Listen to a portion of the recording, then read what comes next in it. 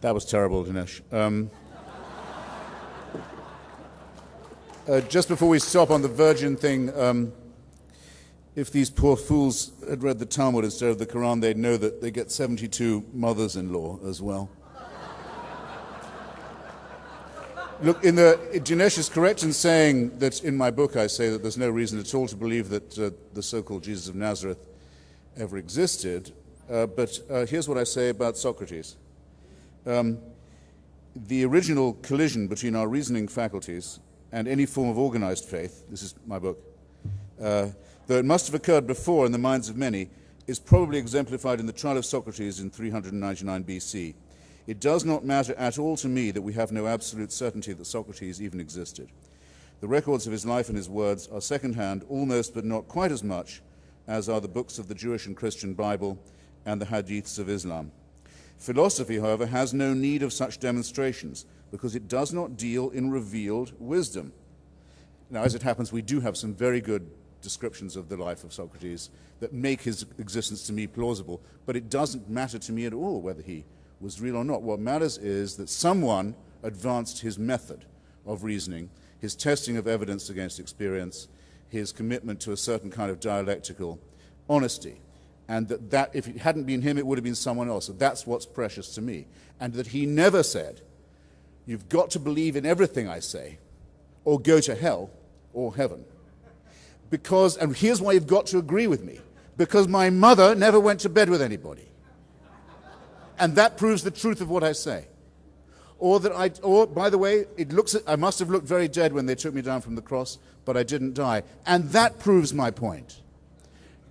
I'm willing to grant it all. I'm willing to grant the Immaculate Conception first, then the virgin birth, then the resurrection, and the Annunciation and the Assumption. I'm willing to grant all of it.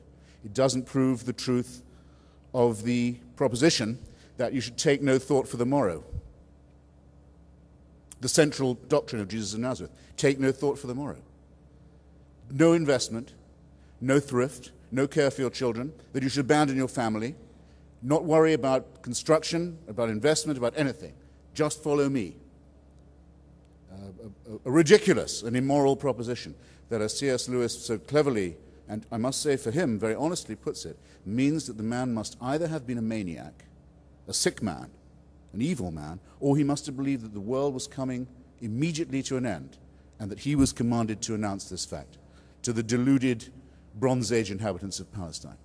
Because if he didn't believe that, and if he didn't believe he was divinely mandated, then his words would not have been inaccurate or false, they would have been wicked.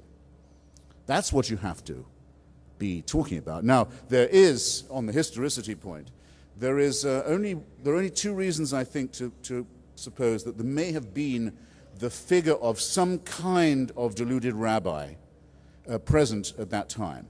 The first is the fakery of the story. The fakery itself proves something. The prophecy says this man must be born in the house of David, of David's line in David's town. It means he must be born in Bethlehem. Jesus of Nazareth is well known to have been born in Nazareth. In order to get him to Bethlehem, a huge fabrication has to be undertaken. A census is proposed by Caesar Augustus. No such census ever took place. The people of the region were not required to go back to their hometown to be registered. That's never happened. Quirinius was not governor of Syria in that year, as the Gospels say. None of the story of the Nativity is true in any detail, and not one of the Gospels agrees with each other on this fabrication. But the fabrication itself suggests something. If they were simply going to make up the whole thing, and there'd never been any such person, then why not just have him born in Bethlehem right there and leave out the Nazarene business? So the very falsity of it, the very fanatical attempt to make it come right, suggests that, yes, there may have been a charismatic, deluded individual wandering around at that time. But which is most impressive to you? The fantastic fabrications, the unbelievably inane and inarticulate preachments, or the inconsistencies in the story? You could mention another thing about the resurrection. Most of the witnesses to this are women, illiterate, stupid, deluded, hysterical females, of the kind who in a Jewish court at that time would have had about as much chance of being listened to as they would in an Islamic court today. What religion that wants its fabrication to be believed is going to say, you've got to believe it, because we have some illiterate, hysterical girls who said they saw this? No, it's impressive to me.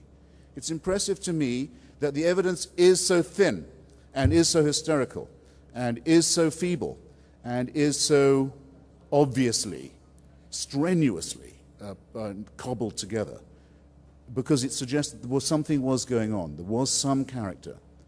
And I don't want to, therefore, to profane those who think that no, that there must have been something, and say, no, there was nothing. This is not a whole cloth fabrication, but it is a very human and very intelligible and very pitiable, I think, practice of fraud that may have worked on stupefied peasants in the Greater Jerusalem area, but should really have no power to influence anyone in this room, whereas the noble methods and words and systems by which Socrates reasoned will continue to illuminate our path for as long as we care about the only real gift we have, which is our independent intelligence. Now, I think that'll do for now, but if you want to ask me, yes, I've run out of time, but if you would care just to look at the chapter I've written about the discovery, the concession now, by every Israeli archaeologist, by the whole school now of Israeli archaeology, that the entire story of the Exodus, the captivity, the wandering, the conquest of Canaan, and the rest of it, is also a complete fabrication. You will see a perfect collision between the two things that do allow us to make progress as scholars and intellectuals: the weighing of evidence against interest. And that the great school of Jewish archaeology, given every motive to find the contrary, giving every motive and every chance in the Sinai and in the region to dig up and find what David Ben-Gurion, at the founding of the state, called the title deeds of Zionism, to come back empty-handed and say, we admit it, this story has no basis of any kind whatever, is I submit to you, something far more noble, far more worthwhile, far more honest, far more courageous, far more moral, and far more Socratic than any of the nonsense that Dinesh just tried to pass off on you. Thanks.